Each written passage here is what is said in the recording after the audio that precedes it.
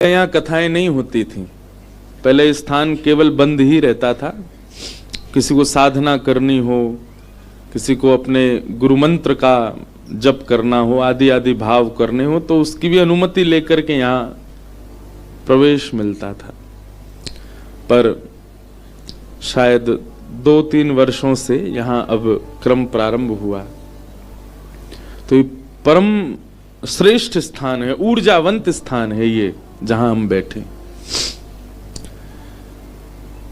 तो परम सौभाग्य है, ये सब ठाकुर जी की कृपा से ही। भगवान स्वयं श्रीमद् भागवत में कहते हैं, मयानुकूलेन नभस्वतेरितम पुमान भवाब्धिम न तरेत्स आत्महा। मानव केवल सूक्ष्म प्रयास करता है, फिर उस सूक्ष्म प्रयास में गति ठाकुर जी प्रदान करते। कई लोग कहते हैं कि जब ठाकुर जी की कृपा से ही सब होना है, तो इसका मतलब यह है कि हमारे चित्त में भजन भक्ति का भाव भी ठाकुर जी कृपा से आएगा। ये बात बिल्कुल सत्य है, लेकिन आप सूक्ष्म प्रयास करेंगे तभी तो ठाकुर जी उसमें गति प्रदान करेंगे। आपने प्रयास ही नहीं किया होगा तो ठाकुर जी गति प्रदान नहीं कर सकते। थोड़ा प्रयास तो आपको करना ही पड़ेगा। और एक बात कहें, मानव थोड़ा ही प्रयास करता है, उसकी पूर्णता, उसकी सिद्धिता, उसकी सार्थकता तो ठाकुर जी प्रस्तुत करते हैं। हम आज कथा सुना रहे हैं, 9 वर्ष हो गए कथा करते हुए। इन 9 वर्षों में हमारा प्रयास इतना ही है, बाकी जो सब प्रयास हैं वे सब गुरुजनों के और ठाकुर जी के हैं। ये अभी बताऊंगा तो ऐसे अनुभव आपको नहीं होगा, ये जब घटेगा साथ में तब आपको अनुभव होगा कि आपका प्रयास सूक्ष्म होता है। कृपा ठाकुर जी करते हैं फिर उसको गति प्रदान करने में। मयानुकूलेन नभस्वतेरितम, मैं अपनी अनुकूलता से भक्त को गति प्रदान करता हूं उसके भक्ति मार्ग में, ऐसा ठाकुर जी कहते हैं।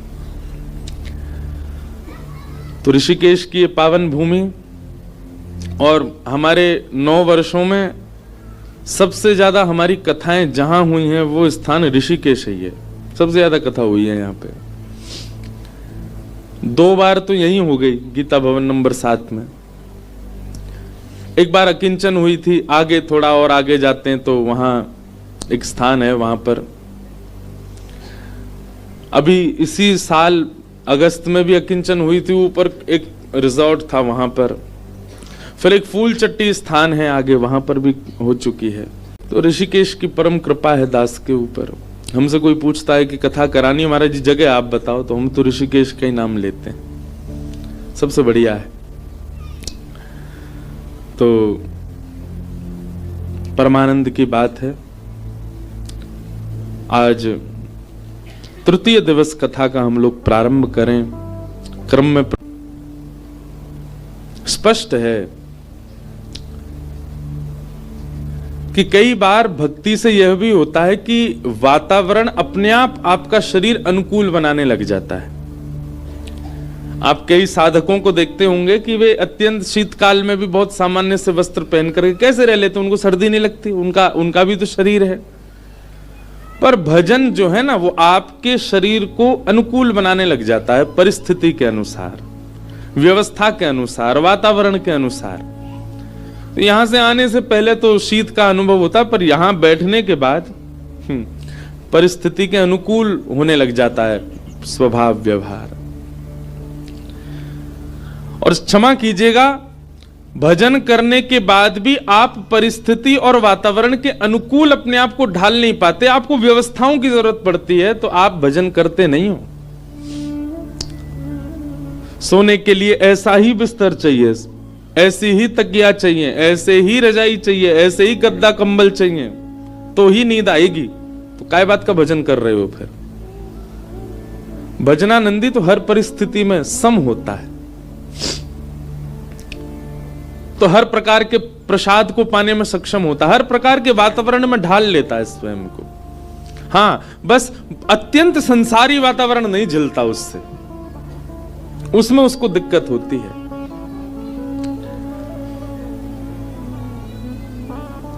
कल हम आप सब लोग भागवत जी के मंगलाचरण की चर्चा कर रहे थे और आज मंगलाचरण से आगे भागवत जी के विषय में हम लोग प्रवेश करें।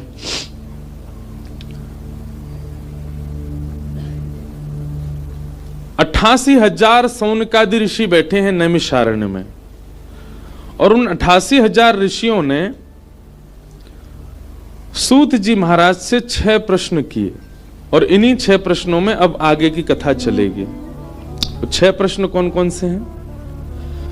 किम श्रेय शास्त्र सारः स्व अवतार प्रयोजनम किम कर्म के अवतारश्च धर्मः कम शरणम गतः। 6 प्रश्न। सबसे पहला, किम श्रेय, ठाकुर जी के अवतार का श्रेय यानी कि क्रेडिट किसको जाता है? भगवान श्री कृष्ण आए, उसके पीछे क्रेडिट किसको जाएगा? किसके लिए आए ठाकुर जी? ब्रज की गोपियों के लिए आए, ब्रजवासियों के लिए आए, कि कंस को मारने के लिए आए, कि महाभारत युद्ध के लिए आए, कि गीता पाठ करने के लिए आए, कि अर्जुन की रक्षा करने के लिए आए? किसको क्रेडिट दोगे आप? किसी एक को तो प्रधान मानोगे ना, कि जिसके बारे में ठाकुर जी ने बहुत सोचा और अवतार लिया। भगवान के अवतार का श्रेय किसको जाता है? किनको? कौन बोल लो भैया? अच्छा, गोपियों को। विराज जाओ, सुनो। हम जब प्रश्न के लिए यूं कहें ना बोलो तभी बोलना, नहीं तो हम खुद ही उत्तर दे देंगे। अब ये बात ऐसी है कि आपने अगर एक शब्द उत्तर दिया तो आपको 10 में से 2 ही नंबर मिलेंगे। आपको प्रमाणित भी तो करना पड़ेगा कि गोपियों के लिए ही आए, क्योंकि एक स्थान पर जब भगवान का प्रादुर्भाव होता है, अब देखो हम आपके उत्तर में ही फंसा दें। भगवान का जब प्रादुर्भाव हुआ तो श्लोक क्या लिखा है? तमद्भुतम बालकम अम्बुजेक्षणम चतुर्भुजम शंख गदायुधायुधम। अगर ठाकुर जी गोपियों के लिए आए थे तो शंख चक्र गदा पद्म लेकर के क्यों प्रकट हुए? गोपियों के लिए आए थे तो सहज भाव से प्रकट होते।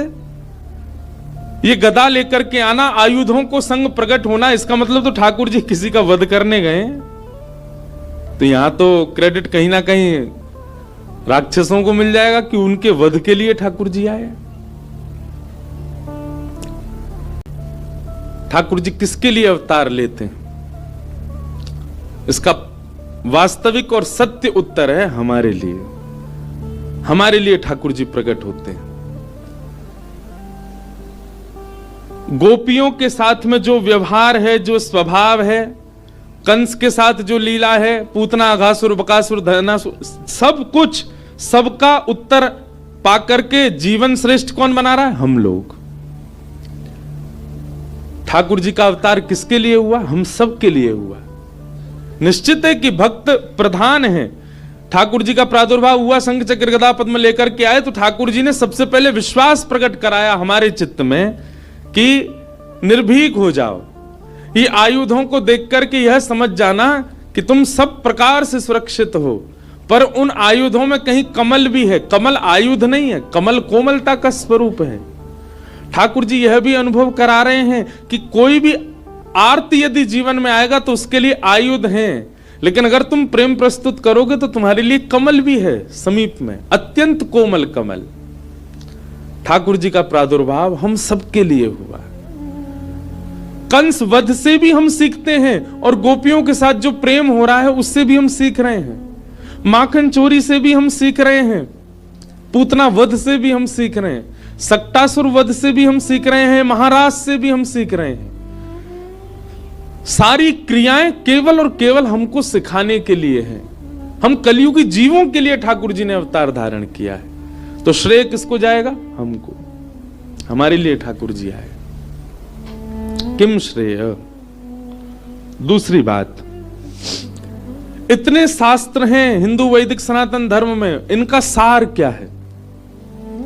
कोई भगवत गीता को प्रधान मानते हैं, कोई रामायण जी को प्रधान मानते हैं, कोई मानस जी को, कोई वाल्मीकि रामायण को, कोई वेदों को।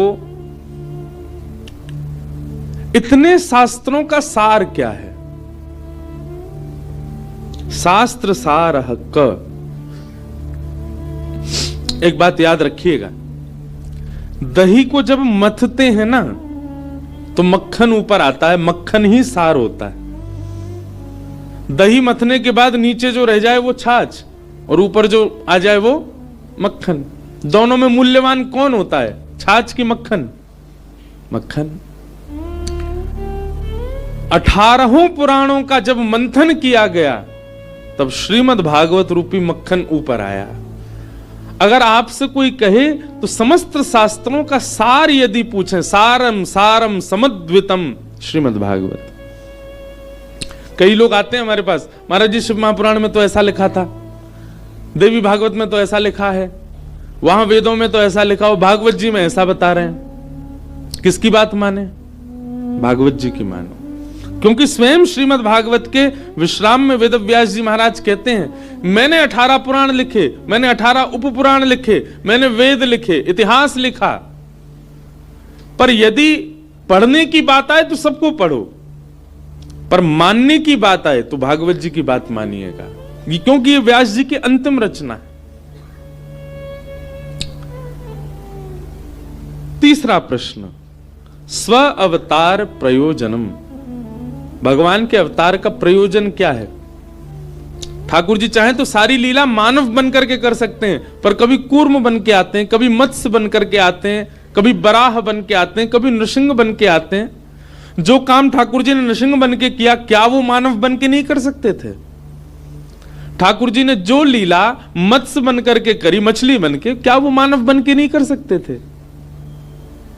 ठाकुर जी ने इस प्रकार रूप क्यों बदले अपने? एक ही रूप में आ जाते, इतना कंफ्यूजन नहीं होता कि भाई कितने रूप हैं। कहीं पर ठाकुर जी की बराह रूप में सेवा, कहीं पर मत्स्य रूप में सेवा।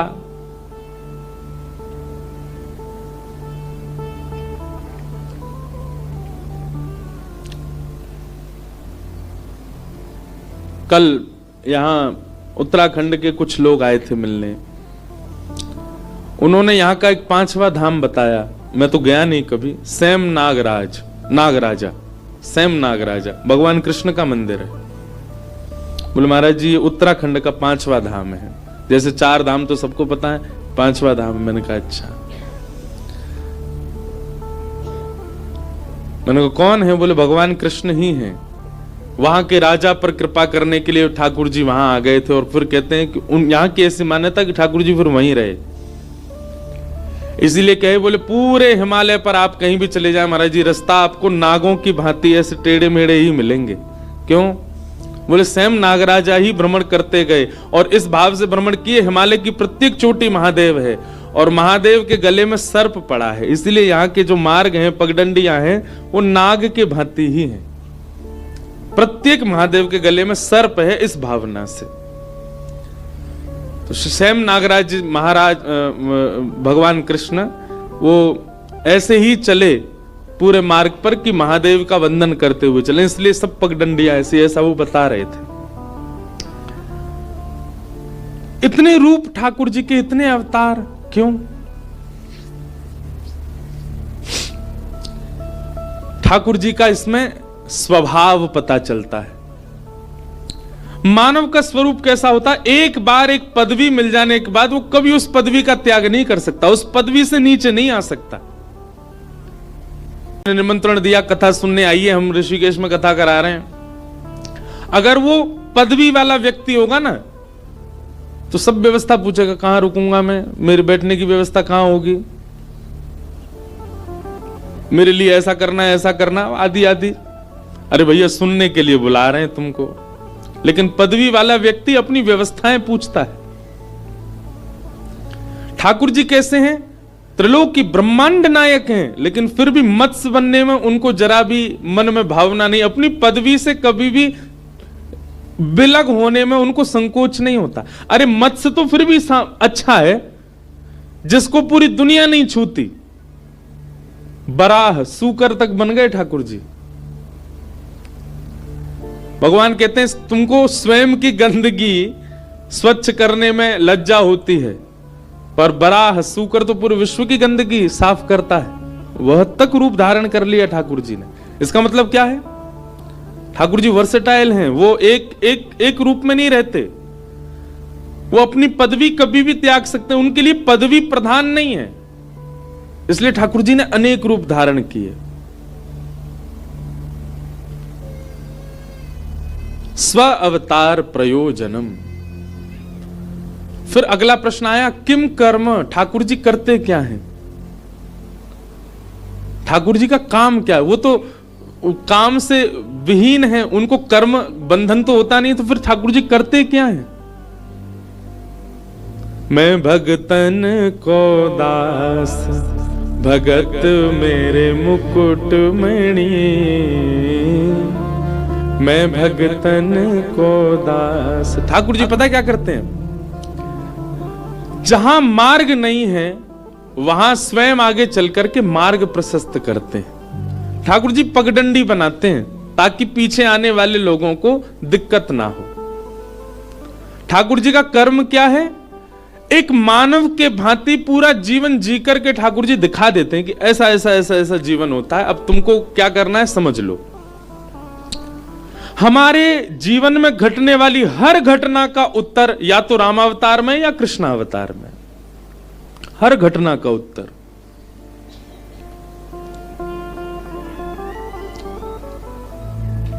आप विवाह से संबंधी कोई प्रश्न करो, आप संतान से संबंधी कोई प्रश्न करो, अपने व्यापार से संबंधी कोई प्रश्न करो, कोई भी प्रश्न करो, ऐसा हो ही नहीं सकता कि रामकृष्ण चरित्र में आपको उसका उत्तर ना मिले, सबका उत्तर है। तो ठाकुर जी करते क्या हैं? हम सबके जीवन की उलझनों को सुलझाने के लिए ही पूरी लीला करते हैं, ताकि हम उससे कभी उत्तर प्राप्त करके अपने जीवन को सार्थक कर सकें। किम कर्म। फिर अगला प्रश्न आया, के अवतारश्च, भगवान के अवतार कितने हैं? कोई कहता 11, कोई कहता 10, कोई कहता 24। पर श्रीमद् भागवत की माने तो भागवत के एकादश स्कंद में भगवान कहते हैं मेरे अवतार असंख्य हैं, अवतारा ये संख्यया, असंख्य हैं। इस समय में और आप ऋषिकेश में बैठे, ठाकुर जी का इस समय भी कहीं अवतार हो रहा होगा, इस समय भी किसी वैष्णव के ऊपर कृपा कर रहे होंगे ठाकुर जी, हमें नहीं पता। अवतार का मतलब क्या है? किसी भक्त ने खूब भज करके कहा अब मुझे तारो, अब मुझे मिलो, अब मुझे संसद चक्र से बचाओ, ठाकुर जी उसके लिए प्रकट हो गए, वही अवतार है। अनेक अवतार हैं ठाकुर जी के, एक आध दो अवतार नहीं है। और अंतिम प्रश्न, धर्म कम शरणम गतः। ठाकुर जी के धर्म स्थापन के बाद भगवान तो चले गए अपने धाम को, धर्म स्थापना जो ठाकुर जी करके गए वो धर्म किसके भरोसे छोड़ के गए? किसकी शरण में है धर्म? तो इसका उत्तर है हमारी शरण में। हम धर्म की शरण में हैं, पर एक प्रकार से धर्म की रक्षा का दायित्व हमारा, तो धर्म हमारी शरण में है। धर्मो रक्षति रक्षितः। ठाकुर जी धर्म स्थापित करके हम सब लोगों को उसका अध्यक्ष बना करके गए कि इसकी रक्षा करना, इसका पालन करना, इसकी देखभाल करना कि ये बिगड़े ना। पर हम सब भूलते जा रहे हैं। कहीं ना कहीं हम जब धर्म से विलक क्रिया करते हैं ना, तो ठाकुर जी हमको जरूर पूछेंगे कि भाई इसलिए अध्यक्ष बनाया था तुमको धर्म का। मानव बनकर के यदि पृथ्वी पर आए तो इसका मतलब यह है कि धर्म की रक्षा करना हमारा कर्तव्य है, दायित्व है। ये 6 प्रश्न हैं और इन्हीं 6 प्रश्नों का अब विस्तार से वाचन होगा, वही श्रीमद् भागवत है। सूत जी महाराज मंच पर विराजमान हैं, सौनकादि ऋषि प्रश्न कर रहे हैं और श्री सूत जी महाराज उनके समस्त प्रश्नों का उत्तर दे रहे हैं।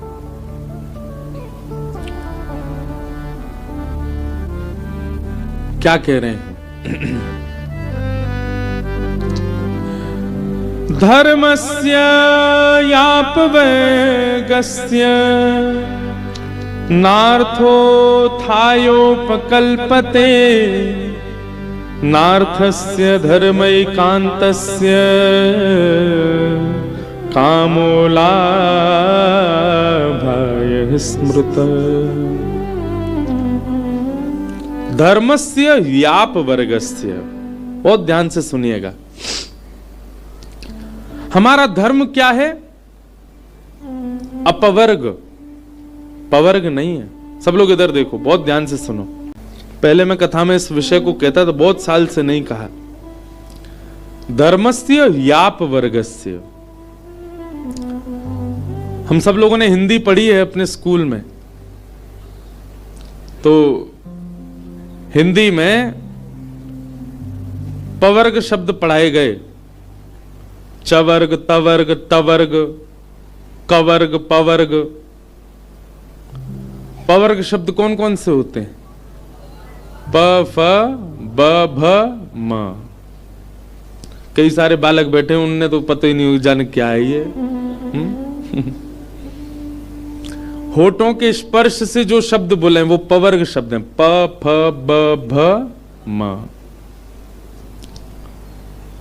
टवर्ग शब्द कौन से? जिसमें जीव उल्टी हो। ट, ठ, ड, ढ, ण। तवर्ग शब्द कौन से? जिसमें जीव दांत को स्पर्श करे। त, थ, द, ध, न। चवर्ग शब्द च, छ, ज, झ, झ। ऐसे ये सब शब्दकोश में पवर्ग शब्द आते हैं। प, फ, ब, भ, म। और यहां लिखा है धर्मस्य याप वर्गस्य। देखो, अगर कोई हिंदी नहीं जानता हो तो शास्त्र कैसे समझे? संस्कृत तो बहुत दूर की बात। सूत जी महाराज कह रहे हैं हमारा, देखो संत जन जो होते हैं ना, विद्वान जन जो होते हैं, वो संकेत में बात करते हैं। किस में बात करते हैं? संकेत मतलब इशारा, और समझदार को इशारा काफी। हमारे गुरुदेव भी हमसे कहते हैं कि कभी कभी कथा में विषय का ज्यादा खुलासा नहीं किया करो।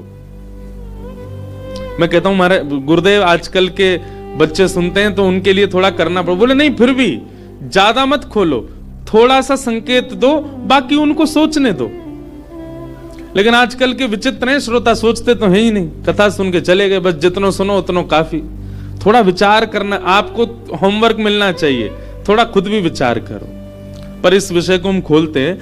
धर्मस्य याप वर्गस्य। धर्म अपवर्ग है, पवर्ग नहीं है।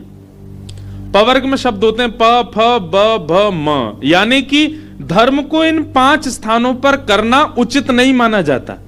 एक बात कहा करता हूं ना कथा में, बंधुओं, जिसकी उपस्थिति से आपके चित्त के विकार समाप्त होने लग जाएं, जिसकी उपस्थिति से आप स्थिर होने लग जाओ, अस्थिरता चली जाए, जिसकी उपस्थिति से, जिसके दर्शन से आपका चित्त शांति का अनुभव करे, जिसके स्पर्श से आपको अत्यंत सुख का अनुभव हो,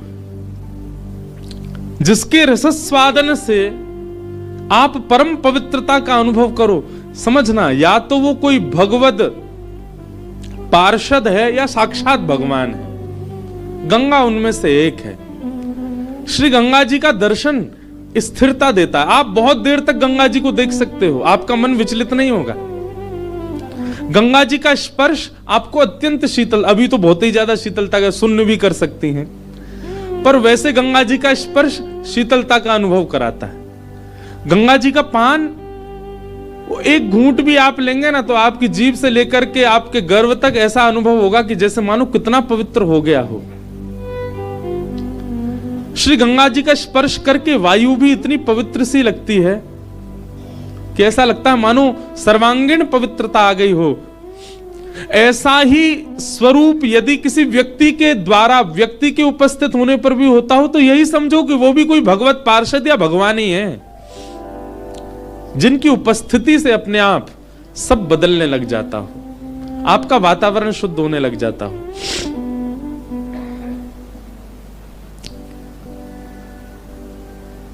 तो हम चर्चा कर रहे थे धर्मस्य व्याप वर्गस्य, धर्म अपवर्ग है। प फ ब भ म, पाप पहला शब्द। पाप हो जाने के बाद और फिर धर्म मार्ग पर जाना, अरे मुझसे तो पाप हो गया, हे हनुमान जी महाराज मैंने बहुत बड़ी गलती कर दी, हे दुर्गा मैया मुझसे अपराध हो गया, हे गंगा मैया मैंने पाप कर दिया मुझे क्षमा कर दो। हर की पौड़ी पर लगे डुबकी मारने। लोग बागों से पूछो गंगा स्नान करते क्यों नहा रहे हो भैया इतनो? पाप धोने आए हैं भैया, अपने जीवन के सबरे पाप मिटावे आए। पाप हो जाने के बाद उसके प्रायश्चित रूप में धर्म का आश्रय लेना, यह उत्तम धार्मिक व्यक्ति का लक्षण नहीं है। जैसे बहुत ध्यान से सुनना, हमारे द्वारा की गई क्रिया काउंट होती है। जैसे हम पुण्य करते हैं, हम धर्म करते हैं, हम दया करते हैं, हम नाम जप करते हैं, हम भजन करते हैं, हम कथा सुनते हैं, ये सब गिनती होती है। पर पाप करने के बाद जब आप धर्म के मार्ग पर जाते हैं, उस पाप की निवृत्ति के लिए वो काउंट नहीं होता। आपका पाप निवृत्त हो जाओगे, आप पाप का प्रायश्चित हो जाएगा, पर वो की गई क्रिया कहीं काउंट नहीं होती। और दुनिया पूरी गंगा जी में डुबकी इसीलिए लगा रही है कि मैंने जो पाप किए वो नष्ट हो। आपकी एक भी डुबकी काउंट नहीं हुई। अब तक कितनी लगा ली होंगी, सब जीरो हो गई हैं, क्योंकि आपने पाप के बाद पाप की मुक्ति के लिए उसको प्रयोग। मतलब सीधी बात है, किसी कारण से यदि धर्म का मार्ग आप चुनते हैं तो आपका धर्म श्रेष्ठ नहीं माना जाता। और उनमें भी विशेष है ये 5। पा से बनता है पाप। पाप के बाद किया गया धर्म काउंट नहीं होता। पाप निवृत्त हो जाओगे पर काउंटिंग नहीं होगी उसकी। प फ दूसरा शब्द है फ। फ से बनता है फल की प्राप्ति के लिए किया गया धर्म। बद्रीनाथ क्यों जा रहे हैं? कुछ फल मिले। कुंजापुरी क्यों जा रहे हैं? कुछ फल मिले। केदारनाथ क्यों जा रहे हैं? कुछ फल मिले। वृंदावन क्यों जा रहे हैं? हमें कुछ फल मिले। इसका फल क्या मिलेगा हमको? फल की प्राप्ति से किया गया धर्म भी श्रेष्ठ धर्म नहीं माना जाता। आप कर सकते हैं, उसके बदले फल मिल जाएगा आपको, पर वह धर्म आपका जो है काउंट नहीं किया जाएगा। उस धर्म में भले ही आपने ब्राह्मण सेवा की हो, भले ही गंगा स्नान किया हो, भले ही तीर्थ यात्रा की हो, उससे फल मिलेगा, पर वो धर्म काउंट नहीं होगा। प से पाप, फ से फल, प फ, फिर अगला शब्द है व की भ। भ फ ब। ब से क्या बना? बंधन। बंधन युक्त होने के लिए या बंधन मुक्त होने के लिए किया गया धर्म भी श्रेष्ठ नहीं माना जाता। जैसे कि आजकल का एग्जाम्पल दूं तो गए किसी तीर्थ स्थान में, नारियल बांधी आए, अभिषेक कर आए, क्या फल चाहिए? बोले वो तीसरी गली में एक रहती है, उससे ब्याह हो जाए हमारा। मनोकामना मांग रहे। पीपल के पेड़ पर लाल कपड़ों से महाराज भर दिया पीपल पूरा। पंडित जी ने बताया सुबह 4 बजे उठना प्रारंभ करो, 4 बजे उठ के स्नान ध्यान करके ठाकुर जी की सेवा करो। ठाकुर जी की सेवा से मतलब नहीं है, वो मिलनी चाहिए हमको, उससे ब्याह करना है हमको, उसके लिए चाहे जो हमको नियम बता दो।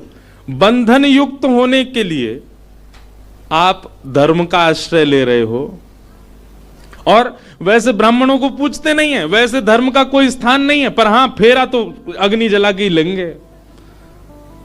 हे ब्राह्मण देवता, आप अच्छे से मंत्र बोल देना। ब्राह्मण देवता हमें वो 7 वचन जो है बोल बोल के समझाना। आजकल तो फेरे ब्याह आदि तो देखने लायक ही नहीं रह गए। एक नए होते हैं म्यूजिकल फेरे, किसी के हुए हों तो क्षमा, अगर यहां पर, क्योंकि आजकल ट्रेंड में चल रहा है, उसमें एक एक चीज गा गा के की जाती है। अरे राम, मैंने एक आध ब्याहों में देखा, मेरा तो हृदय घबरा गया। मित्रों की मर्यादा होनी चाहिए। अब तो उसका स्वरूप ही बहुत विचित्र होता जा रहा है विवाह का। आपको पता, आजकल ब्याहों में जिनका ब्याह होता है ना, वो कन्या और वर वे लोग भी पी लेते हैं। बाराती घराती तो ये लोग तो पीते थे, ऐसा सुनते थे, बारात में नहीं जाना भाई, उसमें सब लोग गलत काम। आजकल तो वो लोग भी पीते हैं जिनका ब्याह होता है, उसके बाद वो अग्नि के सामने बैठते हैं। कहां से आपका विवाह टिक पाएगा? कैसे आपके बालक श्रेष्ठ हो जाएंगे? मैं किसी को बद्दुआ नहीं दे रहा, ऐसा नहीं समझना।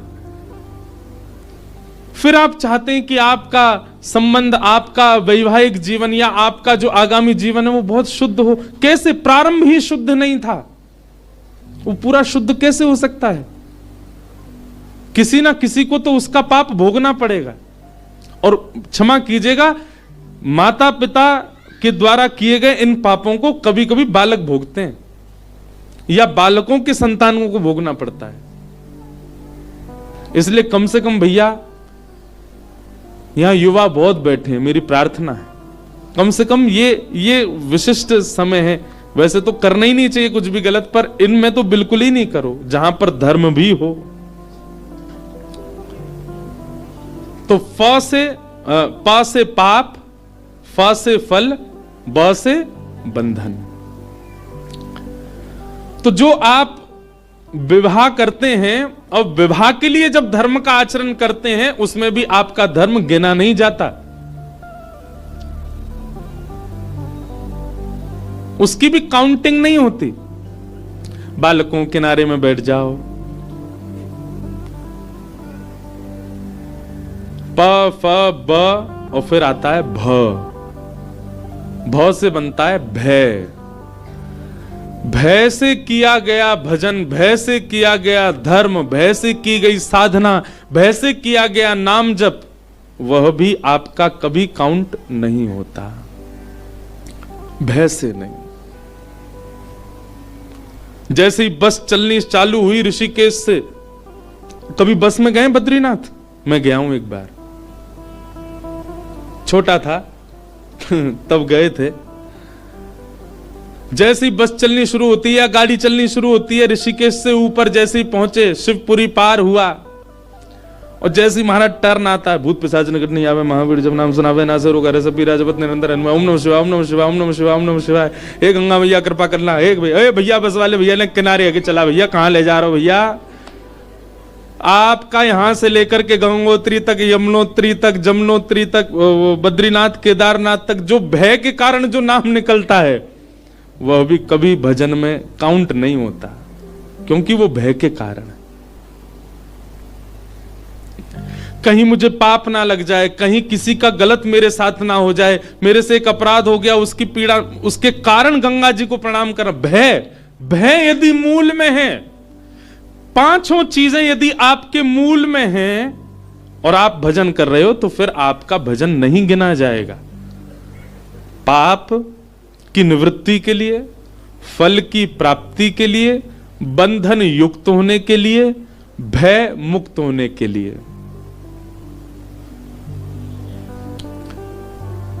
और पांचवा स्थान है म यानी कि मृत्यु। पूरा जीवन निकल गया, लेकिन ठाकुर जी का स्मरण नहीं किया। जब लगने लगा कि अब हमारी मृत्यु पास आने वाली है, कान के ऊपर बाल सफेद होने लग गए, आंखन से, मैं कहा करता हूं, आंखों में पड़ेगा जाला, नाक से बहेगा नाला, लाठी से पड़ेगा पाला, जरा जिंदगानी। जैसी ऐसा जीवन होना प्रारंभ हुआ, अब महाराज कांपने लगी हैं, हड्डियां बिल्कुल साथ नहीं देती हैं, दांत वांत कभी भी निकल के भागे, छींक आती, सबरे दांत निकल जाते हैं, आंखें बिना चश्मा के देखती नहीं है। ऐसी स्थिति हो गई है महाराज, 1-8 डिग्री टेम्परेचर कम होती 2-2 रजाई लगानी पड़ती है ऊपर। रात में विक्स लगाओ माथे पे, नाक पे, गले में, छाती में, तब जाके तो नींद आ रही है। ऐसी स्थिति में फिर भजन जब प्रारंभ होता है, ठाकुर जी कहते हैं पूरी जवानी निकाल दी है, पूरा बाल अवस्था निकाल दी, भजन नहीं किया मेरा। और अब जब रू रू कांपने लग गई है, तो फिर भजो हरि नारायण गोविंद। फिर नारायण को भज रहे हैं, गोविंद को भज रहे हैं, वृंदावन को भज रहे हैं, बद्रीनाथ को भज रहे हैं। जब तन में शक्ति थी, जब आपकी इंद्रियां मजबूत थी, तब तो मनाली प्रिय लग रहा था, हैं? और अब जब पूरी स्थिति खराब हो गई है, तो बद्रीनाथ दौड़े आए हो। ठाकुर जी भी कभी कभी जबरदस्ती बीमार करते हैं आपको।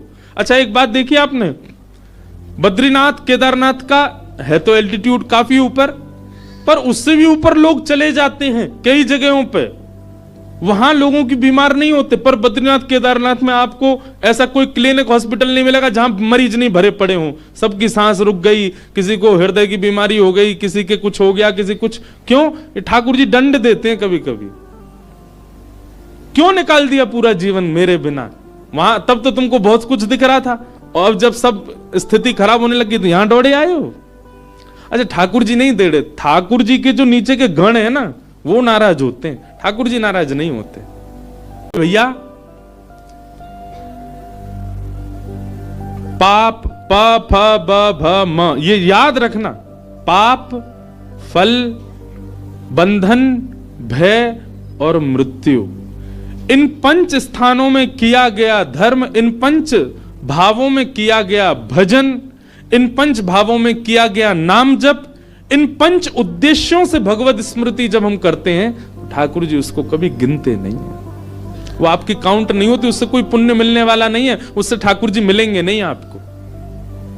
इसलिए कहा धर्मस्य याप वर्गस्य नार्थोर्थायोपकल्पते नार्थस्य धर्मैकान्तस्य कामो लाभाय स्मृत। ठाकुर जी का स्मरण तो निष्काम होना चाहिए, अकाम होना चाहिए। इन पापों को, इन 5 को उल्टा कर दो और उसमें जब आप भक्ति करेंगे तो वो आपकी काउंट होगी। जैसे पुण्य के बाद अच्छा हुआ, कुछ पाप नहीं किया, तब भी भगवत स्मरण, आपका भजन गिना जाएगा। उस भजन से आपको भगवत प्राप्ति हो सकती है, श्री जी की कृपा आप पे हो सकती है। पाप, पाप का उल्टा निष्पाप, निष्पाप होकर के भजन करे तो ठाकुर जी गिनते हैं। दूसरा आता है फ, यानी कि फल। अब इसमें आता है निष्फल कामना से, बिना फल की कामना से। बस मुझे भजना है, मुझे इसका कोई फल नहीं चाहिए आपसे, मैं केवल आपको भज रहा हूं।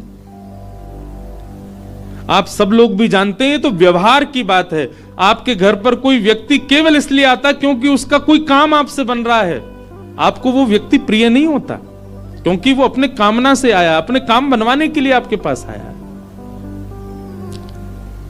लेकिन किसी व्यक्ति का आपसे कोई काम नहीं बन रहा, वो फिर भी आपके, वही वास्तविक प्रेम माना जाता है।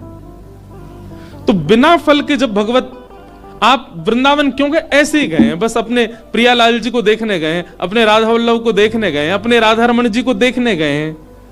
उनके दर्शन के बिना मन लग नहीं रहा।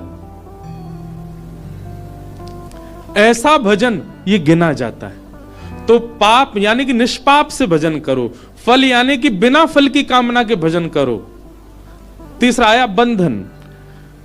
जरूरी नहीं है वो मिले तो ही हम भजन करें, नहीं मिले तो भी हम भजन करेंगे, तो भी हम ठाकुर जी के हैं। बंधन युक्त, बंधन मुक्त, इनसे कोई अभिप्राय नहीं है। मेरा जीवन चाहे जैसा हो, मैं आपको नहीं छोड़ सकता, मैं आपको भजूंगा। आप चाहे अनुकूल जीवन दीजिए, चाहे आप प्रतिकूल जीवन दीजिए, मैं आपका त्याग नहीं कर सकता। जैसे मीराबाई, जैसे कुंभनदास, जैसे कृष्णदास, जैसे कबीरदास, जैसे रैदास। रैदास जी के जीवन की एक बहुत सुंदर घटना आती है कि रैदास जी को एक बार स्नान करते हुए अपने पैर के नीचे कुछ अनुभव हुआ, तो आपने भीतर हाथ डाल करके पैर के नीचे जो अनुभव हुआ उसको निकाला, तो वो ठाकुर जी की प्रतिमा थी। रैदास जी बोले, ओहो, ठाकुर जी खुद ही आ गए अपनी सेवा कराने। रैदास जी उनकी सेवा करने लगे। अब सेवा ऐसी करते थे, रैदास जो थे वो श्रेष्ठ जाति के नहीं थे। बहुत स्पष्टता से सुनिएगा इस बात को बंधुओं, ठाकुर जी जाति नहीं देखते, ये मानवों का स्वभाव है देखने का। जात पात पूछे नहीं को, हरि को भजे सो हरि को हो। एक सनातनी व्यवस्था है, उस व्यवस्था के अनुसार कर्म विभाजित हैं, पर किसी के प्रति हेय दृष्टि रखना, किसी के जन्म सिद्ध जात से उसको हेय मानना, उसको स्पर्श मानना, ये एक महापाप है। ठाकुर जी कभी विचार नहीं। एक कथा सुनाए, दो कथा हो गई एक साथ, सुनाते हैं। याद दिला देना, रैदास जी का चरित्र सुनाना। उससे पहले एक कथा और सुनाऊं। एक बार की बात है,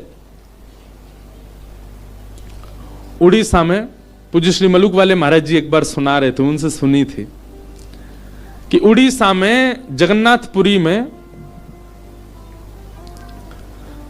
लक्ष्मी जी भ्रमण कर रही थी, जगन्नाथ भगवान की पत्नी लक्ष्मी, और पूरी क्षेत्र में भ्रमण करते करते उन्होंने देखा कि मैं किस पर कृपा करूं। तो सबसे पहले लक्ष्मी जी गई अर्चकों के पास, जो जगन्नाथ जी को उठाते, सुलाते, खिलाते, नहलाते, भोजन प्रसाद कराते। बोले ये अर्चक हैं, पहले अर्चकों को देखें, इनके यहां किसी परिवार में अगर हमको कृपा करनी हो तो लक्ष्मी जी सब अर्चकों के घर में गई। देखा महाराज सूर्य उदय हो गया, ये तो अभी सो ही रहे हैं, ना आचार विचार शुद्ध, ना खान पान की शुद्धि। एक बात तो है बंधुओं, अत्यंत सामीप्य में दोष तो होता है। जब किसी वस्तु का बहुत सामीप्य मिल जाता है ना कभी ना कभी उसकी वैल्यू समझ में नहीं आती हमको। ये हम अपने ऊपर भी कह रहे हैं, हम भी लाल जी के बहुत समीप रहते हैं ना, तो कभी कभी ऐसा होता है कि कहीं पर अव्यवस्था होती है, कहीं कथा में गए वहां थोड़ी सी अव्यवस्था है, लाल जी के अनुकूल नहीं है। जैसे कि लाल जी को देसी गैया का दूध ही आता है, जर्सी का नहीं आएगा, बाजार का नहीं आएगा। पर कई जगह ऐसे लोग हैं कथा कराने वाले, वो नहीं करते व्यवस्था, या व्यवस्था वहां कई बार होती भी नहीं। तो फिर लाल जी को हम कहते हैं, लाल जी अब यहां तो कछु दना जो है का है, आप बिना दूध के ही रहो। जबकि होना क्या चाहिए, चाहे जो हो जाए, चाहे 20 किलोमीटर दूर से आए, लाल जी के लिए दूध आना चाहिए, बिना दूध के नहीं रहते वो। लेकिन हम ठाकुर जी को ऐसे कह देते हैं, कोई बात नहीं ठाकुर जी, यहां दूध नहीं मिल रहा, 7 दिन बाद कहीं और जाएंगे, वहां तो दूध आएगा आपके लिए। अब ये अत्यंत सामीप्य, इसलिए हम ठाकुर जी से निवेदन कर रहे हैं कि आप काम चला लो।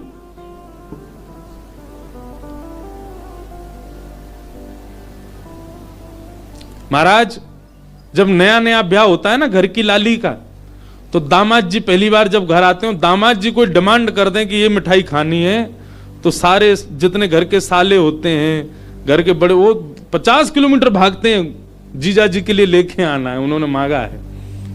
और वही दामाद जी 10 साल बाद आके कुछ कहे, बोले अब जीजू रहने दो,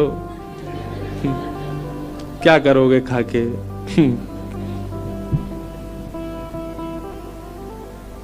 या फिर पहले ही फोन कर देते हैं, आप आएंगे, वो रास्ते में ही पड़ेगी दुकान, खुद ही लिया ना। अत्यंत सामीप्य के बाद में कहीं ना कहीं हमारा भाव जो है वो धीरे धीरे घटने लग जाता है। कभी कभी मैं आपसे भी निवेदन करूं, ठाकुर जी से भी विरह मांगो, हे नाथ कहीं मैं आपके बहुत समीप ना आ जाऊं, बहुत समीप आकर के कहीं मैं आपके प्रति मेरा भाव कम ना हो जाए। तो लक्ष्मी जी ने देखा महाराज सबरे पुजारी, अर्चक, साधक लेट लेट तक सो रहे हैं, ना आचार विचार शुद्ध, ना खान पान की शुद्धि, ना वस्त्रादि धुले हुए, एक ही वस्त्र हैं, 5-5 दिन तक उन्हीं को पहनने हैं। लक्ष्मी जी बोली ये मेरे रहने लायक स्थान नहीं है, इसको यहां नहीं आऊंगी मैं।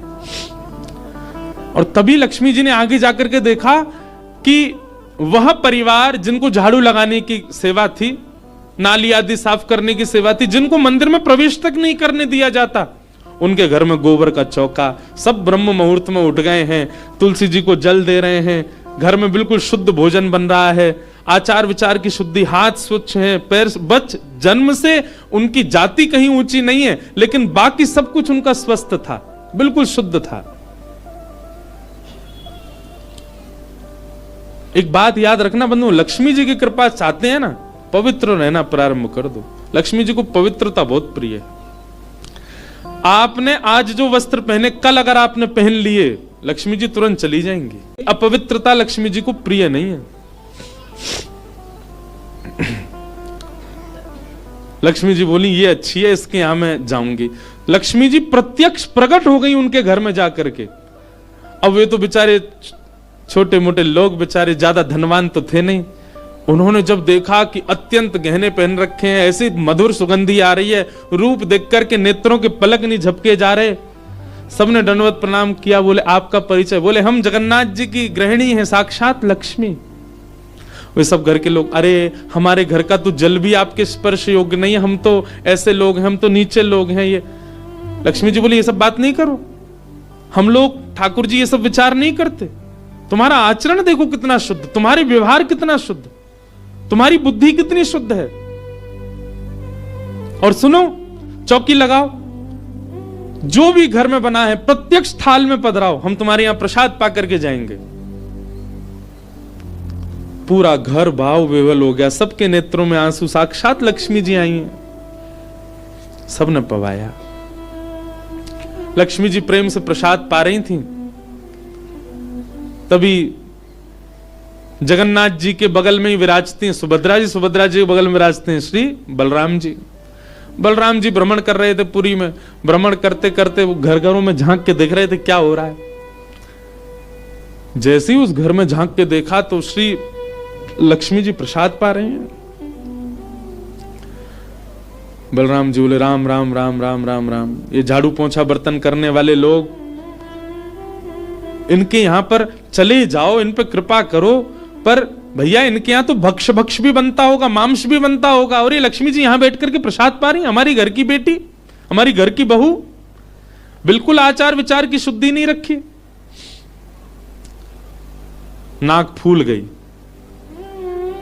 परिवार में 2-3 लोग ऐसे होते हैं उनकी नाक बहुत जल्दी फूल जाती है। पहले तो जेठ जी, दूसरी ननद जी, तीसरे फूफा जी हैं, इनकी नाक बहुत जल्दी फूल जाती है। ये हम यहां पे अगर कोई बैठे हो, जेठ जी, ननद जी, फूफा जी, बुरा नहीं मानना, आपके भी जेठ ननद फूफा होंगे, उनकी भी देखना नाक फूली रहती। बलराम जी की नाक फूल गई। महाराज आकर के कुछ बोले तो नहीं, मंदिर में आके बैठ गए।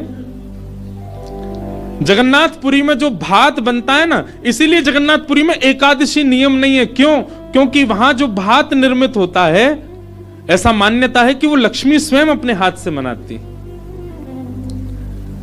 जगन्नाथपुरी की रसोई घर में जितने भी हमारे अर्चक लगते हैं, प्रसाद बनाने वाले, उन सबको मानसी भाव से ऐसी भावना रखनी पड़ती है कि हम जगन्नाथ जी की गृहिणी लक्ष्मी हैं, तभी वो भात निर्मित करके ठाकुर जी को पधरा सकते, नहीं तो ठाकुर जी भोग नहीं लगाते। इसीलिए जगन्नाथपुरी में एकादशी का भाव नहीं। क्यों? एकादशी के दिन अन्न में पाप का निवास होता है, और लक्ष्मी जिस अन्न को छू दे उसमें पाप कैसे आ सकता है? इसलिए एकादशी के दिन तो स्कंद पुराण में कहते हैं आकंठ पाना चाहिए, मतलब जितना रोज पाते हो उससे दुगना पाना चाहिए एकादशी वाले दिन जगन्नाथपुरी में, क्योंकि लक्ष्मी जी ने बनाया है। तो लक्ष्मी जी प्रसाद बनाती हैं। जैसे ही भोग रखा गया जगन्नाथ जी के आगे, बलभद्र सुभद्रा जी तुरंत हाथ पांव धो के बैठ गए। बलराम जी अपने सिंहासन से ही नहीं उठे, नाक फुला के बैठे हैं। जगन्नाथ जी बोले भैया आ जाओ, भोग आए गए, हमें नहीं पाना, तुम लोग पाओ। क्यों, क्या हो गया? अब क्या बोले, अब तो सब आचार विचार सब खत्म हो चुका है। परमात्मा होते हुए भी हमारे यहां आचार विचार नहीं चल रहा है, तो फिर इंसान क्या आचार विचार का पालन करेगा? जगन्नाथ जी बोले भाई कोई बात पे बुरा मान गए जे, तो इनसे बात करें। जगन्नाथ जी गए, भैया कहा भयो, आप इतने उदास क्यों, इतने नाराज क्यों? सब बात बताई बलराम जी ने। बोले लक्ष्मी जी आज सुबह सुबह एक ऐसे के घर में गई और वहां जाके प्रसाद पा रही थी, बिल्कुल विचार नहीं किया, कहां शुद्धता कहां अपवित्रता। हम तो इनके हाथ का बना भोजन नहीं करेंगे। अब जगन्नाथ जी बड़ी दुविधा में पड़ गए। यदि पाऊं तो भैया नाराज बैठे, भैया कहेंगे मैं नाराज हूं, इससे को कोई फर्क नहीं पड़ा है, फिर भी पा रहा है। और नहीं पाऊं तो लक्ष्मी जी टेढ़ी टेढ़ी देख रही हैं कि मैंने बनाया, ये पा क्यों नहीं रहे। जगन्नाथ जी बोले लक्ष्मी जी को तो मना लिया जाएगा बाद में, पर ये नहीं माने ना, ये तो शेषनाग हैं, इनको ज्यादा ही क्रोध आ गया तो जोर से सिर हिला देंगे, प्रलय और हो जाएगा। जगन्नाथ जी ने लक्ष्मी जी से कहा देखो भैया नहीं पा रहे तो हम भी नहीं पाएंगे। लक्ष्मी जी बोली कोई बात नहीं। एक दिन नहीं पाया, दूसरे दिन फिर लक्ष्मी जी ने बनाया, फिर नहीं पाया, तीसरे दिन फिर लक्ष्मी जी ने प्रसाद पधराया, फिर नहीं पाया। तो लक्ष्मी जी बोली भाई कोई बात है तो हमसे बोलो सीधे, ये प्रसाद रोज छोड़ देना ये कैसा तरीका है आपका नाराज होने का। कहीं बलराम जी बोलते हुए सुन लिए लक्ष्मी जी ने कि भाई इनके हाथ का बना हम नहीं पाएंगे। लक्ष्मी जी ने जाकर के जगन्नाथ जी से कहा देखो संपूर्ण जगन्नाथपुरी में प्रसाद बनाने की सेवा हमारी, और आपके भैया कह रहे हैं कि हमारे हाथ का बना पाएंगे नहीं। जब हमारी सेवा लेनी नहीं तो फिर हम यहां क्यों रहें, इसलिए आप हमको आज्ञा दें।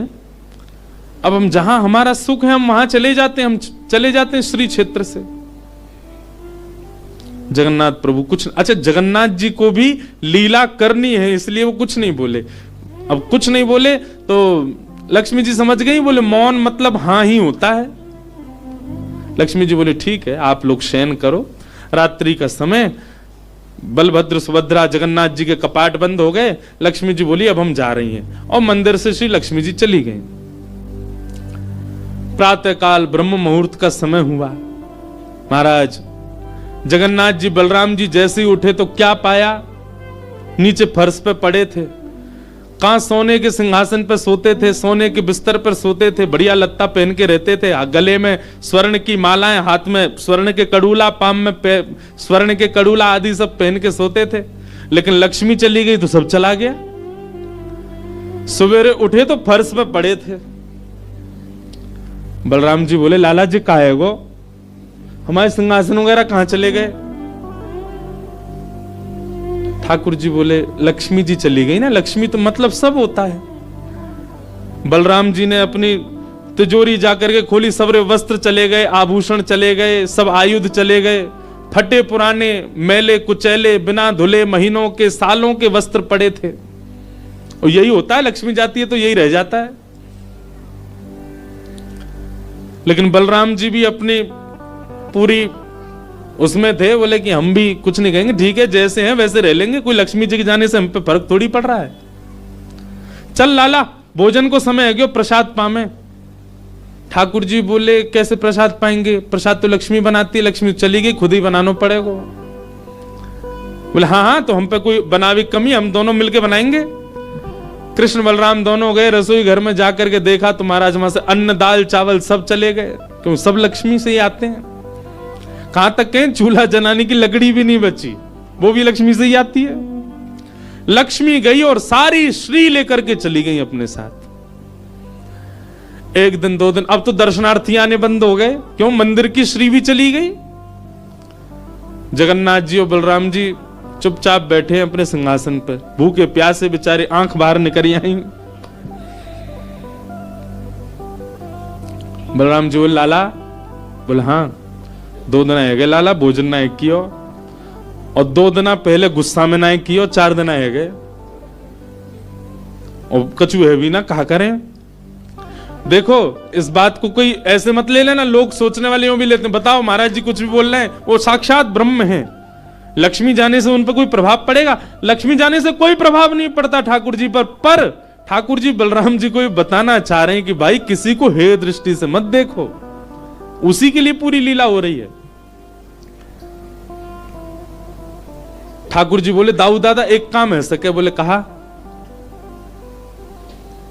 बोले समुद्र के किनारे स्वर्ग आश्रम है जहां पर लोगों की अंत्येष्टि होती है। बोले हाँ, मैंने एक बार देखा था वहां पे लोग कटोरा लिए बैठे रहते हैं और उनको कुछ ना कुछ मिल ही जाता है, आपकी आज्ञा हो तो वहीं चलें, कछु तो मिल जाएगा। लाला पूरी दुनिया कहा कहेगी बताओ कृष्ण बलराम क्या कर रहे हैं ये। बोले ऐसे थोड़ी जाएंगे, रूप बदल के चलेंगे, कछु तो मिलेगा, पेट तो नहीं भरेगा हमारा। लक्ष्मी जी तो आएंगी नहीं, नाराज होके चली गई। बलराम जी बोले हाँ हाँ जान दे, ये बहू के बड़े नखरे हैं, चली गई तो कहा हम का भूखे रहेंगे, चल लाला मेहनत करके उद्यम करके भिक्षा मांग के पालेंगे। और श्री कृष्ण बलराम दोनों छोटे से बालक का रूप धारण करके गए और स्वर्ग आश्रम के बाहर कटोरा लेके बैठ गए, कोई कुछ तो दे जाएगा। ठाकुर जी और बलराम जी अपनी झोली फैला के जय जगन्नाथ मैया तेरा भला हो, कुछ दो। और कोई कुछ नहीं थे। एक ने तो डांट दिया, बोले हे छोटे बालकों क्या करते हो, विद्यालय जाया करो, पढ़ाई लिखाई किया करो, क्या बचपन में आके बैठ गए हो यहाँ पे। बलराम जी बोले लाला ही तो बहुत डांट रही है। ठाकुर जी मनी मन कहें और कर लो अपमान लक्ष्मी जी का। इतने में ही एक महात्मा आए, उन पर धन तो था नहीं, लोग वो खाते ना मूढ़ी, भेलपूरी, झाल मूढ़ी बोलते हैं उसको, फूले फूले से होते हैं, क्या बोलते हैं उसको, मूढ़ी बोलते हैं ना, समझ गए ना सब। गंगा जी के किनारे भी लोग खाते हैं, उसमें नमकीन वमकीन मिला के बढ़िया।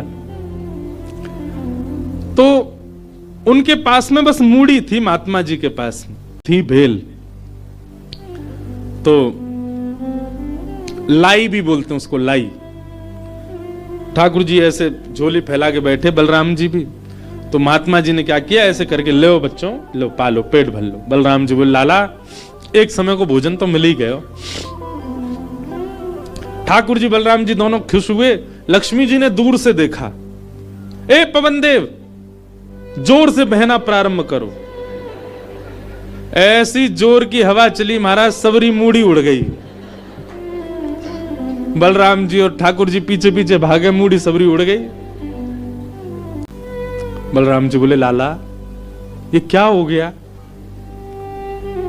बोले भैया हम संकोच में कुछ कहते नहीं, आप बड़े भैया, पर हम एक बात कहें, ये लक्ष्मी के बिना सब हाल हो रहा है हमारा। ठीक है बहू है, आपने समझा देते, आप भी बिल्कुल नाक फुला के बैठ गए, गुस्सा है के बैठ गए, चली गई बेचारी। यदि वे प्रसन्न हो जाए तो फिर सब ठीक है जाएगा। अरे ना बेटा कोई बात नहीं, हम तो क्षमा मांग लेंगे, तेने पहले क्यों ना कही मोते। ठाकुर जी बोले अब कोई बात नहीं, अब चलते हैं, ढूंढे उनको कहां है। पूरे पुरी में ढूंढा, कहां है लक्ष्मी जी। लक्ष्मी जी उसी कन्या के घर में थी, उसी घर में थी जहां देख करके बलराम जी को हीन भावना आ गई थी। बलराम जी लेके गए, लाला यही घर में बैठी जब मैंने देखी काई। वहां जाकर के देखा तो महाराज उस घर में बिल्कुल जैसे मंदिर की रौनक होती है, ऐसी रौनक उस घर की हो रही थी। फर्श लगे हुए हैं, बढ़िया सोने चांदी के बर्तन रखे हैं, एक जगमगा रहा है मणियों से पूरा घर भवन। और बाहर बैठ करके उस महिला के जिसके ऊपर कृपा की थी लक्ष्मी, उसके बालक भर भर के सामग्री दे रहे हैं लोगों को, भोजन की सामग्री, वस्त्र ले जाओ, ये ले जाओ, कोई गरीब कन्या के लिए धन ले जाओ, राशि ले जाओ, सोने की मोहर ले जाओ। लक्ष्मी जी बैठी है घर में। ठाकुर जी बोले अब लक्ष्मी जी तो नाराज हैं, भैया एक काम करें, हम भी लाइन में लग जाएं, कछु मांग लें, लेके चल दें। जैसे ही ठाकुर जी और बलराम जी लगे कतार में, भीतर से लक्ष्मी जी को देख के दया आ गई। मेरे प्राणनाथ, ये चाहे तो सर्वसमर्थ हैं, परंतु बलराम जी को बताने के लिए पूरी लीला कर रहे हैं। लक्ष्मी जी तुरंत बाहर आई और दोनों को इशारा किया, आप लोग इधर आओ।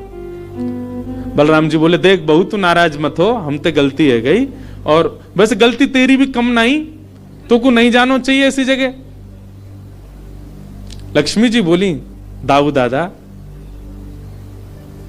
ठाकुर जी के लिए सब अलाव है, हमारे लिए इतने बंधन। वे किसी भी भक्त पर कृपा करने जा सकते हैं, वहां पर जात पात नहीं देखी जाती, वहां पर यह नहीं देखा जाता कि भजने वाला कौन है, ब्राह्मण है, क्षत्रिय, वैश्य कौन है, सब पर वो अनुग्रह कर सकते हैं। तो फिर हमारे ऊपर इतनी रोक टोक क्यों। और किसी के जन्मगत व्यवहार से उसका पूरा जीवन नहीं आंकना चाहिए, उसके स्वभाव व्यवहार से देखना चाहिए कि वो है कैसा। कहां आप कहते हैं कि ब्राह्मण सर्वश्रेष्ठ, और वो देर देर तक सो के उठ रहे हैं, उनके यहां शुद्धि नहीं, वस्त्र 4-4 दिन तक पहन रहे हैं, एक महीना एक ही धोती में निकाल रहे हैं। आप कह रहे हैं कि वो श्रेष्ठ, और ये लोग जो इतनी पवित्रता का ध्यान रखते हैं, इन पर कृपा ना हो। हमारे अनुसार तो जो अपने कर्म से शुद्ध है वो शुद्ध है। बलराम जी और ठाकुर जी दोनों मान गए, जैसी आपकी इच्छा। बोले नहीं, आज के बाद हम आपसे एक नियम चाहते हैं। क्या? बोले श्री जगन्नाथपुरी में नियम कर दीजिए। बोले क्या? जिस महाप्रसाद को ब्राह्मण पाएगा उसी महाप्रसाद को शूद्र भी पाएगा, दोनों को समान फल मिलेगा। और यहां महाप्रसाद का ऐसा नियम रखा जाए कि अगर एक ही पत्तल में दोनों बैठ करके पालें तो दोनों को समान पुण्य प्राप्त होगा। महाप्रसाद पाते ही, अन्य तीर्थों में तो बहुत साधन करने पड़ेंगे, पर पुरी में आकर के कोई एक तिनका भी यदि महाप्रसाद का पाले तो उसको सर्व साधनों का फल प्राप्त हो जाए। और किसी भी प्रकार से यह ना देखा जाए कि कौन किस वर्ण का है, वो स्वभाव से शुद्ध होना चाहिए। हम सबको हृदय लगा में, अगर ये सब आपको मंजूर हो तो मैं राजी हूं। राजी हुए और तब से श्री जगन्नाथपुरी में ये सब नियम नष्ट कर दिए गए। महाप्रभु जी सबके लिए सुलभ हो गए। कहां तक कहें, जब ठाकुर जी बीमार होते हैं ना, तो ठाकुर जी की सेवा ब्राह्मण नहीं करते, अन्य वर्गों की ही सेवा होती है श्री ठाकुर जी की। वे ही ठाकुर जी को अंतरंग भाव से सेवा करते हैं, उन्हीं से ही ठाकुर जी प्रसन्न होते हैं। तो व्यक्ति का व्यवहार, स्वभाव, उसकी विचारधारा वो उच्च होनी चाहिए। वो जन्म से कौन है इससे फर्क नहीं पड़ता। सनातनी परंपरा है, परंपरा का निर्वहन होना चाहिए, परंपरा का पालन होना चाहिए, परंतु हे दृष्टि के साथ। ठाकुर जी नहीं रखते तो हम क्यों रखें। तो रैदास जी को ठाकुर जी प्राप्त हुए। रैदास जी उनकी सेवा करने लगे। उनकी सेवा से कुछ लोग परेशान हो गए। उन लोगों ने कहा कि भाई इसके तो बड़े भगत होने लगे, इसके यहां तो बड़ी भीड़ जाने लगी, और ये तो ब्राह्मण भी नहीं है। और जाकर के सबने शिकायत कर दी राजा से। बोले ठाकुर जी की सेवा का अधिकार केवल हम लोगों को मिलना चाहिए, रैदास से उसके ठाकुर जी छीन लिए जाएं। राजा ने रैदास जी को ठाकुर जी सहित बुलाया और कहा, एक तरफ सब ब्राह्मण बैठे और एक तरफ रैदास जी बैठे, बीच में सिंहासन पर ठाकुर जी बैठे। जिसकी उपासना आराधना से ठाकुर जी का मुख अगर मुड़ गया, जिसकी तरफ मुड़ गया, ठाकुर जी उसके रहेंगे। फिर ब्राह्मणों ने तो वैदिक उच्चारण किए, खूब सुंदर महाराज आराधना की, ठाकुर जी यथावत रहे। रैदास जी महाराज ने, राजा ने कहा, रैदास जी आप कुछ करो जिससे ठाकुर जी आपकी तरफ मुड़ गए तो ठाकुर जी आपके ही रहेंगे। फिर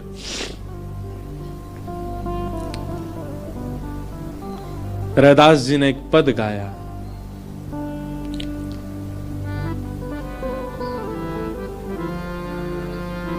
जो तुम तोड़ो राम, मैं नाही तोड़ूं रे। जो तुम तोड़ो राम, मैं नाही तोड़ूं रे। तो सो प्रीत तोड़ राम, कौन संग जोड़ूं रे। तो सो प्रीत तोड़ राम, कौन संग जोड़ूं रे। जो तुम तोड़ो राम, मैं नहीं तोड़ूं रे। जो तुम तोड़ो राम, मैं नहीं। रैदास जी कह रहे हैं, बोले नाथ, मैंने मेरे जैसे आपके अर्चक हजारों लाखों करोड़ों हैं, आप मैं सेवा नहीं करूंगा तो आपकी सेवा कोई और करेगा। मेरे जैसे आपके लिए लाखों हैं, पर मेरे लिए तो आप केवल एक हो। आपको सेवा की आवश्यकता नहीं, मुझसे भी अच्छी सेवा करने वाले आपको मिल जाएंगे, पर मुझे आप नहीं मिल पाओगे ना। इसलिए नाथ मुझ पर कृपा करो। अष्ट प्रहर एक ही आशा, अष्ट प्रहर एक ही आशा।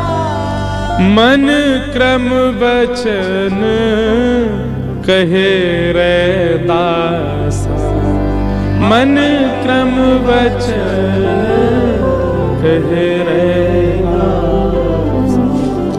मेरा पूरा जीवन केवल आपकी सेवा के लिए है। मन क्रम वचन, धन मेरे पास नहीं है, पर मन क्रम वचन से मैं केवल आपका हूं राम जी। भले ही मैं श्रेष्ठ कुल में नहीं जन्मा, मैं धनवान नहीं हूं, पर मेरा सब कुछ आपके लिए, मैं श्वास भी आपके लिए लेता हूं, मैं चलता भी आपके लिए हूं, मैं जीवित भी आपके लिए, मैं भोजन भी इसलिए करता कि आपकी सेवा कर सकूं। मुझ पर कृपा अनुग्रह करो नाथ। रैदास जी ने ऐसा पद गाया, बात तो केवल इतनी थी कि ठाकुर जी मुख घुमाएं जिसकी तरफ उसके हो जाएंगे, पर रैदास जी का पद सुनकर के ठाकुर जी ने मुख नहीं घुमाया, ठाकुर जी प्रतिमा चल करके श्री रैदास जी के कंठ से आकर के लग गई और सब नतमस्तक हो गए।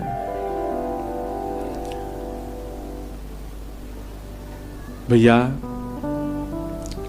ठाकुर जी को रिझावे के लिए बहुत व्यवस्था नहीं, केवल भाव की आवश्यकता। पाप, फल, बंधन, भय और मृत्यु, इनमें भजन संसारी लोग करते हैं, पर यदि आप वैष्णव हो, यदि आप कंठी पहनते हो, यदि आप तिलक लगाते हैं, पाप करने के बाद ठाकुर जी का भजन नहीं करना, ठाकुर जी से कहना नाथ पाप किया है मैंने, भोगूंगा मैं। ठाकुर जी को इसके लिए मत खींचो कि मुझ पर कृपा कर दो नाथ, भय के कारण और अर्जी लगा रहे हैं, ये कर दो वो कर, नहीं। पाप किया है तो उसके लिए तैयार रहिए कि नाथ मैंने किया है, इसका दंड मुझे आप दीजिए। ये वैष्णव स्वभाव होता है। फल की कामना से नहीं करना है भगवत भजन, बंधन युक्त बंधन मुक्त होने के लिए नहीं करना है, भय से नहीं करना है, मृत्यु समीप आने पर नहीं करना है। बल्कि एक बात कहूं, अन्यथा मत लीजिएगा, अगर जीवन भर भजन नहीं किया और वृद्धावस्था में मन में भाव आता है कि अब हमें भजन प्रारंभ करना चाहिए, तो बल्कि तब और नहीं करना है, तब कहना है नाथ जब ये नेत्र श्रेष्ठ थे तब तो आपको देखा नहीं, जब ये कान सुन सकते तब तो आपकी कथा सुनी नहीं, जब आपके समीप आ सकते थे तब तो परिक्रमा लगाई नहीं, जब आपका कीर्तन कर सकते थे तब करताल बजाई नहीं, अब ये सब निष्ठुर हो चुके हैं तो अब भी नहीं करना है।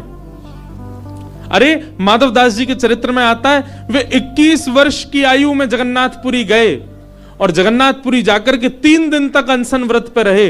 कारण पूछा तो उसमें यह बताया, मैंने 21 वर्ष बिना जगन्नाथ जी के क्यों निकाल दिए, मुझे प्रारंभ से ही अपना जीवन अर्पित करना था उनको। बंधुओं, भगवान को जीवन अर्पित करने का मतलब यह नहीं होता कि आप अपनी पढ़ाई छोड़ दो, आप अपनी जॉब छोड़ दो, आप अपने कर्म छोड़ दो। व्यवहार तो आपको करना ही है, संसार में आपको कर्म तो करना ही है, पर मनस्थ में श्री ठाकुर जी सदा विराजमान रहे। यह विश्वास, यह प्रेम, यह निष्काम भाव ठाकुर जी के प्रति सदा सजग रहे, उसके साथ अपने कर्म का निर्वहन करो।